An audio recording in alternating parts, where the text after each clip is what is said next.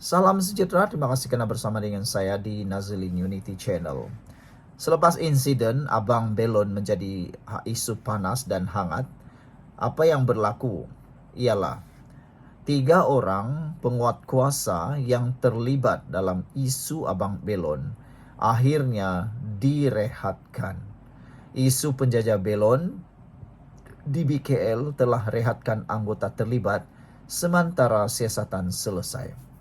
Ramai netizen yang setuju dengan tindakan di BKL ini merehatkan anggota terlibat sementara siasatan selesai.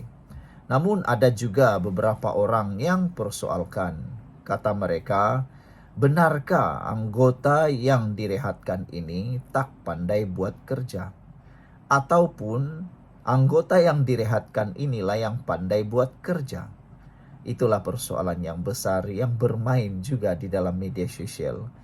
Karena mereka kata begini, kebiasaannya para penguat kuasa yang bekerja dengan baik ini, banyak penjajah yang tak suka mereka. Karena tegas dalam mengambil tindakan. Jadi sangat subjektif untuk mengatakan mereka tak baik. Karena di mata para penjajah yang tak berlesen mungkin penguat kuasa itu tidak baik atau jahat.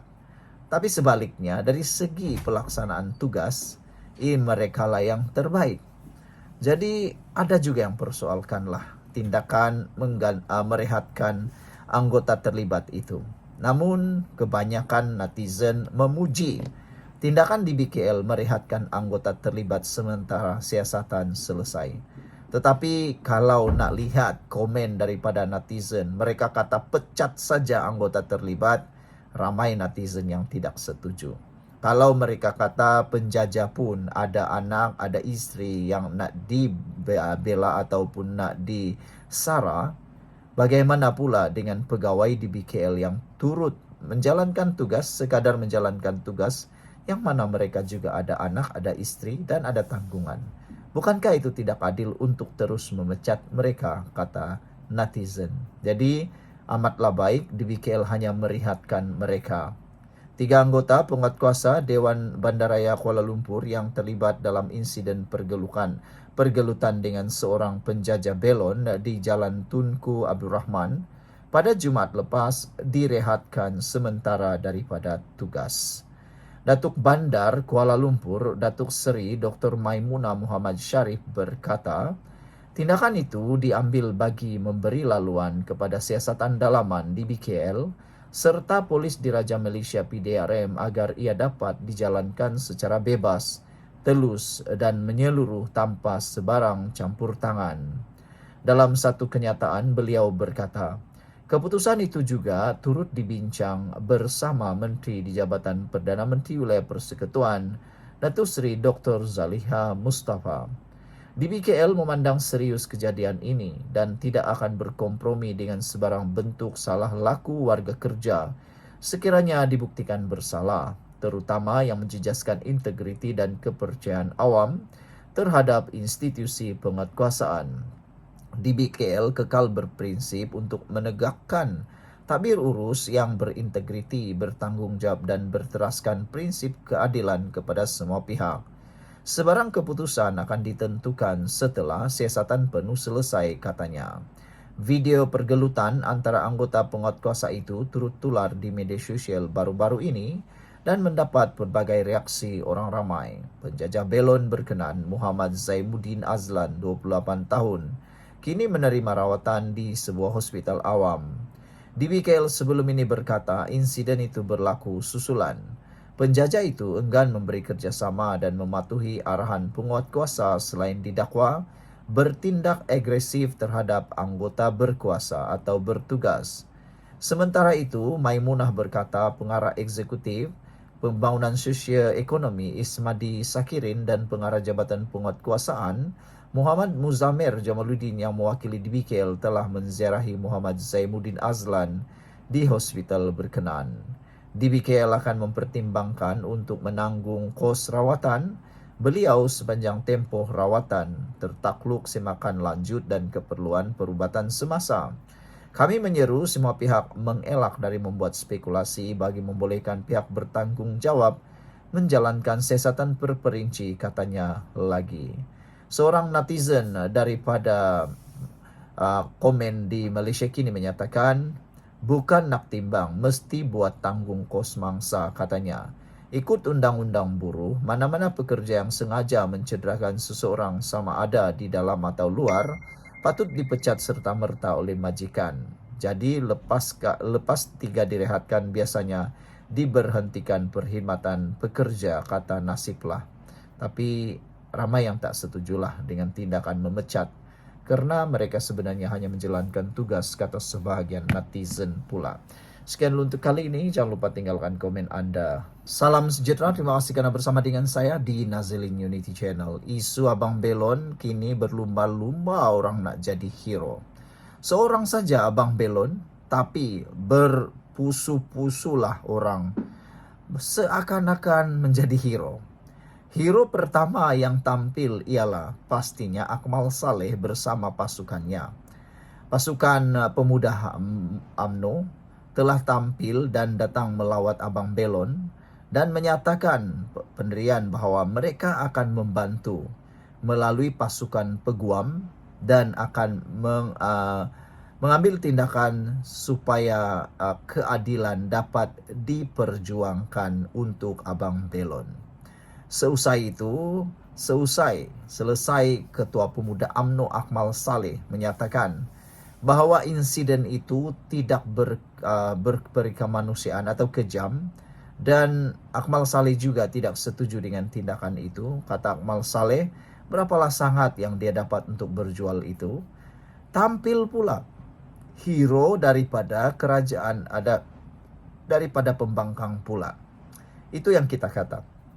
Kalau isu-isu yang begini panas dan begini popular, berpusu-pusulah orang nak bantu. Ada rakyat yang dapat dilihat boleh dibantu, berpusu-pusulah mereka membantu. Tapi yang kecewanya, kata netizen, ada sebenarnya yang mengambil peluang untuk menunggang isu itu supaya kelihatan terpalinglah hero dalam memperjuangkan hal-hal sedemikian. Namun yang mengejutkan kita apabila pembangkang turut masuk gelanggang menjadi terpaling hero. Cik Gubad dan peguam pejuang didakwa dihalang temui Abang Belon. Ada netizen yang setuju dengan halangan itu dibuat. Kata netizen, cukup sudahlah pemuda UMNO melawat. Buat apa lagi ramai yang nak lawat? Cik Gubad pun lawat, peguam pejuang pun lawat. Apalagi yang nak mahu, kata mereka. Kan dah ada peguam daripada pasukan pemuda UMNO. Kenapa peguam pejuang pula nak datang lagi, kata mereka. Supaya lebih reda dan cepat reda isu ini, janganlah dipanjang-panjangkan. Sesuai sangatlah Cik Gubad dan peguam pejuang itu dihalang temui Abang Belon, kata netizen. Kita sebagai rakyat Malaysia tidak mahulah isu ini berpanjang-panjangan lagi. Kita tidak mahulah isu ini makin lama makin panjang. Dan saya rasa Abang Belon juga pasti mempunyai pendirian begitu. Yang sudahlah. Ambil iktibar, itu lebih baik. Ambil iktibar, ambil pendekatan yang lebih baik supaya isu ini tidak berulang. Nak mau jadi penunggang konon terpaling hero tu, nak buat apa lagi? Nak memanaskan keadaan, tiada yang akan menang. Yang menang jadi arang, yang kalah jadi abu. Jadi buat apa lagi Cik Gubad dan peguam pejuang ini? Nak sangat jumpa Abang Belon. Ketua Bahagian Bersatu Badrul Hisham Sarin dan peguam Parti Pejuang Muhammad Rafiq Rashid Ali mendakwa mereka telah dihalang oleh pihak polis daripada melawat penjual belon. Badrul atau Cik Gubad berkata perkara itu berlaku walaupun mereka telah dijemput oleh keluarga Zaimuddin untuk melawatnya di hospital. Oh, rupanya betulkah? Betulkah Cik Gubad ni dijemput oleh keluarga Zaimuddin? Entahlah, apa tujuannya pun kita tak tahu. Bila kami sampai di ward, kami dihalang masuk oleh kaki tangan hospital, kata Cik Gubad. Katanya arahan polis diraja Malaysia supaya kami tidak dibenar berjumpa mangsa, katanya lagi. Malaysia kini telah menghubungi pihak polis dan hospital untuk mendapatkan maklum balas. Zainuddin yang dikenali sebagai Abang Belon di media sosial telah dimasukkan ke hospital selepas berlaku pertengkaran dengan pegawai Dewan Bandaraya di BKL. Datuk Bandar Kuala Lumpur Maimunah Muhammad Sharif hari ini berkata DBKL telah menggantung tugas 3 pegawai yang terlibat dalam insiden tersebut. Dia turut memaklumkan DBKL sedang mempertimbangkan untuk menanggung kos rawatan perubatan Zainuddin. Sementara itu, Cik Gubad turut mendakwa Setiausaha Politik Perdana Menteri Azman Abidin dibenarkan masuk melawat di luar waktu lawatan. Cik Gubad berkata dia dan Rafiq tiba pada jam 11.30 pagi dan diminta menunggu sehingga waktu lawatan bermula 12.30 tengah hari, namun mereka tetap tidak dibenarkan masuk. Ibu dan bapa mangsa tampil ajak kami masuk, pihak hospital halang juga. Malah pegawai hospital panggil dan cuba convince ibu mangsa jangan benarkan kami masuk.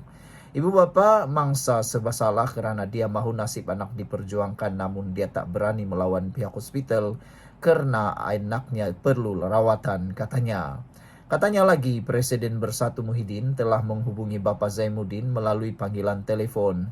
Cik Gubad juga mewakili Muhyiddin untuk menyalurkan bantuan kepada keluarga mangsa. Selain itu, dia menyindir pemuda UMNO yang kononnya ingin mengambil tindakan undang-undang terhadap DBKL susulan insiden tersebut. Tapi yakinlah semua akan runding sebab Lembaga Penasihat Ahli Majlis Dewan Bandaraya Kuala Lumpur terdiri dari ketua-ketua bahagian UMNO dan penuh lantikan politik rejim, katanya lagi. Sementara itu, satu TikTok video yang disiarkan oleh lider rasmi PAS, Saraka Deli, Rafiq berkata keluarga Zainuddin mahu bertemu dengan seorang peguam bagi membincangkan situasi yang dihadapi. Semalam sebenarnya saya mendapat panggilan telefon, katanya keluarga nak jumpa dengan peguam, jadi mereka nak jumpa peguam untuk explain, jelaskan sebenarnya apa yang sedang berlaku dan apa mereka patut lakukan. Dia menekankan mangsa mempunyai hak untuk mendapatkan peguam dan hak dijamin oleh Perkara 5 Perlembagaan Persekutuan. Menurutnya, tindakan undang-undang perlu diambil kerana pihak berkuasa penguatkuasa telah melampaui batas kuasa mereka dalam menangani Zainuddin 2 hari lalu. Terdahulu, DBKL mendakwa insiden bermula apabila peniaga tanpa lesen tersebut menolak seorang pegawai penguatkuasa dan enggan beredar walaupun menghalang lalu lintas. Pihak berkuasa bandaraya itu berkata pegawai mereka hanya cuba untuk menenangkan dan mengasingkan peniaga itu daripada terus menyerang penguatkuasa. Insiden tersebut telah mencetuskan kritikan meluas terhadap cara DBKL menangani situasi itu, termasuk dari pihak kerajaan, pembangkang serta Mufti Portlis Dr. Muhammad Asri Az-Zainul Abidin yang menyeru agar pihak terbabit perlu bertanggung jawab. Saudara-saudara sekalian, gitulah insiden sekarang ini tentang Abang Belon. Ramai yang cuba nak jadi hero, nak jadi pembantu, nak jadi penolong lah kan. Tapi apa yang kita mahu sebenarnya ialah janganlah cuba api-apikan pula isu ini. Janganlah pula nak simbah-simbahkan lagi minyak di api ini. Kita harap isu ini selesai dengan segera dan paling penting, kita mau hidup yang lebih aman. Selesaikan dengan sebaik-baiknya. Kalau boleh, tak perlulah ke mahkamah. Kerana ke mahkamah bukan selesainya senang. Yang orang nak tunggang ini, dia tahu tunggang saya, tapi sebenarnya prosesnya untuk Abang Belon, dia mungkin tak tahu bahawa prosesnya sangat-sangat panjang. Jadi lebih baik selesaikan secara aman dan semuanya akan berlalu. Sekian dulu untuk kali ini. Jangan lupa tinggalkan komen Anda. Salam sejahtera, terima kasih kerana bersama dengan saya di Nazilin Unity Channel.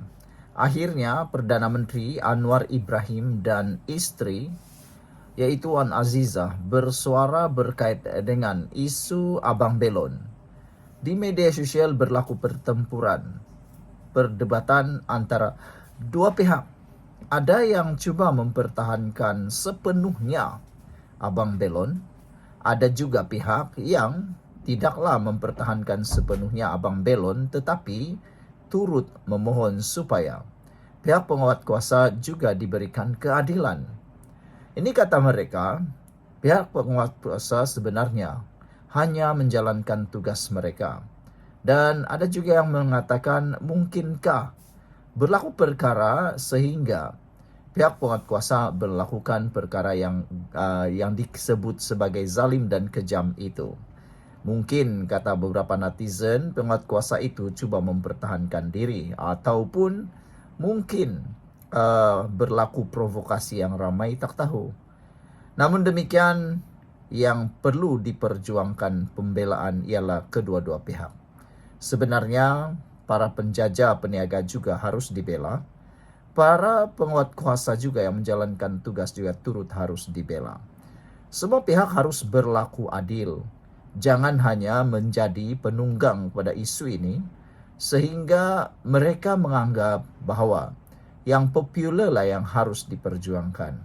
Dan sudah tentu, dalam isu Abang Belon, yang popular ialah yang mungkin kelihatan popular ialah membantu menyokong Abang Belon. Tapi bagaimana pula dengan pihak berkuasa, penguatkuasaan.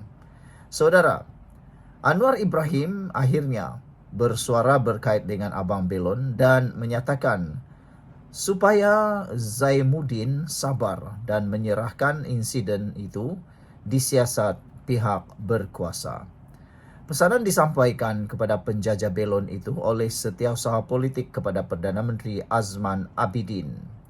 Nasib menimpa penjajah Belon Muhammad Zaimuddin Azlan turut mendapat simpati Perdana Menteri Anwar Ibrahim dan isteri Dr. Wan Aziza Wan Ismail. Setiausaha politik kepada Perdana Menteri Azman Abidin turut menyampaikan pesanan kepada Zaimuddin 28 tahun ketika Ketua PKR Wilayah Persekutuan itu berkunjung menemuinya di Hospital Sultan Idris Shah Serdang. Katanya, Perdana Menteri menasihati Zaimuddin supaya bersabar dan menyerahkan insiden menimpanya untuk disiasat pihak berkuasa. Zaimuddin dalam rakaman video dilihat bergelut dengan anggota penguat kuasa Dewan Bandaraya Kuala Lumpur di BKL dengan dirinya tular di media sosial, termasuk mendapat reaksi pelbagai dari orang ramai. Di BKL dalam kenyataan sebelum ini berkata, insiden itu berlaku susulan penjajah berkenan enggan memberi kerjasama mematuhi arahan penguat kuasa selain didakwa bertindak agresif terhadap anggota berkuasa dan bertugas. Hari ini penjajah Belon itu nafi. Dia diberi amaran 3 kali oleh penguat kuasa. Katanya, dia sendiri takut dengan penguat kuasa dan khawatir barang dijual akan dirampas. Dia juga mengakui berniaga tanpa lesen selain tidak tahu prosedur untuk mendapatkan lesen. Dalam pada itu, Azman memberi jaminan Zaimuddin akan diberi bimbingan dan sokongan untuk mendapatkan lesen penjajah selepas dia pulih kelak. Mengambil kira dia tidak mempunyai pekerjaan tetap. Kita dah bagi jaminan bahawa selepas pulih, dia boleh jumpa saya untuk kita, PKR Wilayah Persekutuan, bantu mendapatkan lesen penjajah, katanya. Beliau turut bersimpati dengan keadaan mangsa namun mengingatkan golongan penjajah maupun anggota penguatkuasa beroperasi dan menjalankan tugas mengikut lunas undang-undang ditetapkan. Cuma kebanyakan peniaga Rambo ni, mereka tidak tahu cara memohon lesen. Sebab itu kita kena kerjasama dengan Persatuan Penjajah dan lain-lain NGO untuk bantu mereka yang menjajah ini, termasuk di BKL, untuk bagaimana permudahkan mereka dapatkan lesen tapi mesti di kawasan sesuai, katanya lagi. Sekian dulu untuk kali ini. Jangan lupa tinggalkan komen anda, tekan butang subscribe. Kita jumpa lagi. Bye-bye.